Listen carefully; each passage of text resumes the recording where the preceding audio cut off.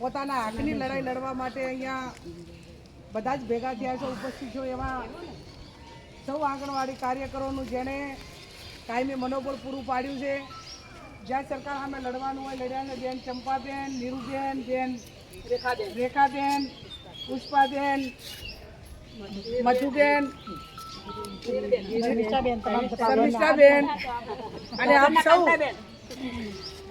કાંતાબેન, તમને બધાને ખૂબ ખૂબ અભિનંદન આપવું કે આ દેશમાંથી અંગ્રેજોને કાઢવા માટે લડાઈ લડવામાં સૌથી પહેલાં ગાંધીજી હતા. પછી 1 જોડાણો, 2 જોડાણા, 3 જોડાણા, આખો દેશ જોડાણો અને આ દેશમાંથી અંગ્રેજોને કાઢીને લોકશાહી લાવી કે ના લાવી?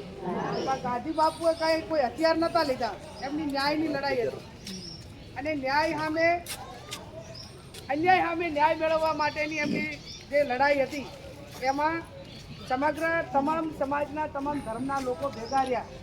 એમાં આંગણવાડીવાળાને પણ મારી વિનંતી કરું છું આપ સૌને કે તમે કોઈ પણ સમાજના હો, કોઈ પણ વિચારધારાને માનતા હો, પણ આ લડાઈ એ તમારા પોતાના હક માટેની લડાઈ છે.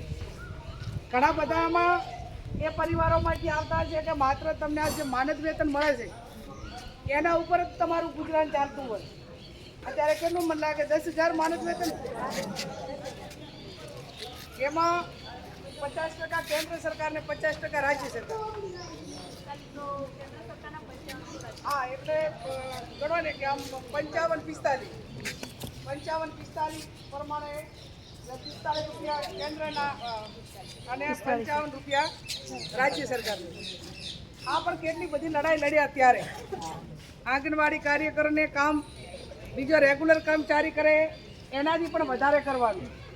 અને ઘણી વખત તો હું આંગણવાડીની મુલાકાતે છું ને ત્યારે એથી છોકરા જે બેનને વખો પાડતા હોય છે ને અને મહિને લાખ રૂપિયા પગાર આપો ને તો ઓછો મળે.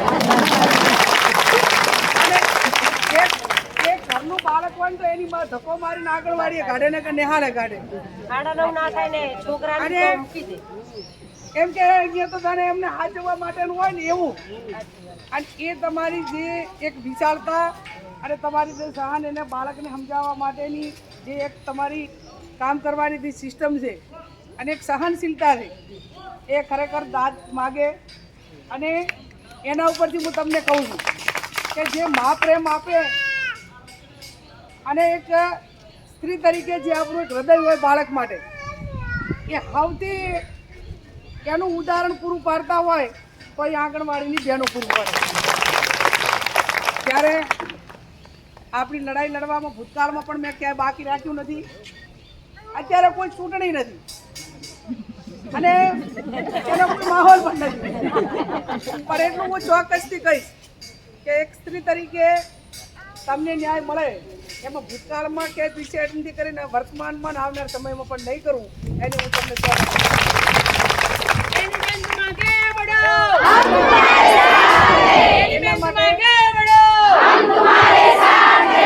એટલા માટે કહું છું કે જ્યારે સુપ્રીમ કોર્ટે એમ કીધું હોય કે એમને કર્મચારી તરીકે ગણવા, તો આ 30 વર્ષના ભારતીય જનતા પાર્ટીના રાજમાં સૌથી વધારે રેલીઓ તમાકન કઢાઈ.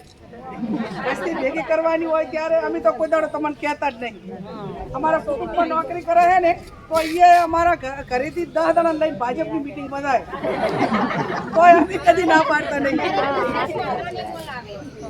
અને કોઈ દાડો કોઈ તમને કોંગ્રેસ વાળે કોઈ રેલીમાં કોઈને તમને ક્યારે બોલાય?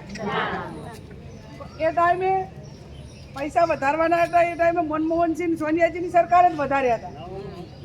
જ્યારે મનમોહનસિંહ વડાપ્રધાન હતા ત્યારે અને આ આંગણવાડી ઇન્દિરા ગાંધી અને અમરસિંહ ચૌધરીએ ચાલુ કરી. અને એનો બહુ મોટો વિચાર હતો કે લોકલ લેવલે એની રોજગારી પણ મળે અને બાળક ઘડાય. એ ઉદ્દેશથી કરીને આજે 1000ની વસ્તીએ એક આંગણવાડી આપણે એને કેન્દ્ર તરીકે ખોલી શકીએ છીએ. બીજું ચોક્કસથી એટલું પણ કહીશ કે જેટલું કામ છે એટલું વળતર તો નથી જ. અને કેટલા વર્ષે તમારી નિવૃત્તિ થાય? 58 વર્ષે નિવૃત્તિ થાય અને 11 થી કરીને તમારે કેટલા વાગ્યાનો ટાઈમ? 9:30 થી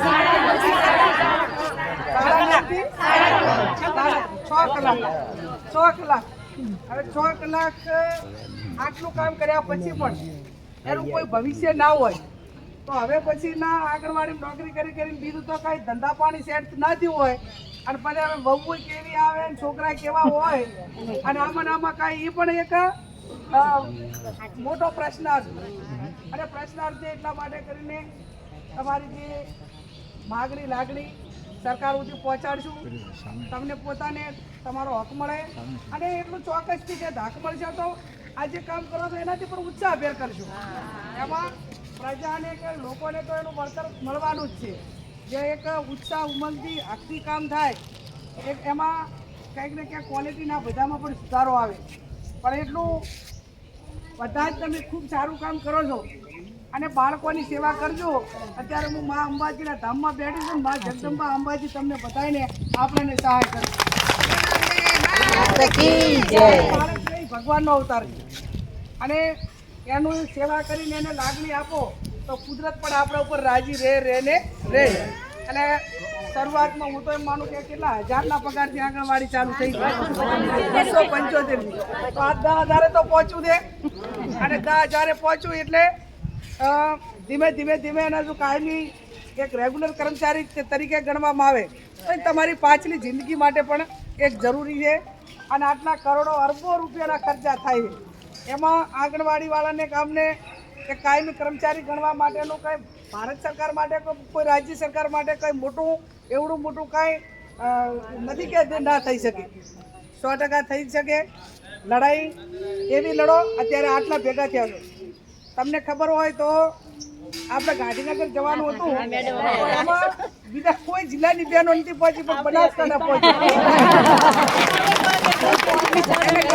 ગમે એટલા નાકાબંધી કરી ગમે એ કર્યું પણ કોઈની કોઈ રીતે એટલે પહોંચવામાં સફળ એની ગંભીરતાથી મીડિયા વાળાની બધી નોંધ પણ લીધી એટલે હિંમતે મરદા તો મદદે ખુદા લડાઈ લડવામાં મને કોણ કહેશે કોણ ઠપકો આપશે મારાથી આ થાય કે ન થાય ને થાય અને એ જ એજન્ડા સાથે તમે તમારી લડાઈ ચાલુ રાખજો 22 તારીખે લોકસભાનું સત્ર ચાલુ થાય છે વિભાગમાં લેટર લખવાનો ત્યાં મને થોડી વિગતો આવતી લેટર લખીશ અને ગૃહમાં બોલવાનો વારો આવે એટલે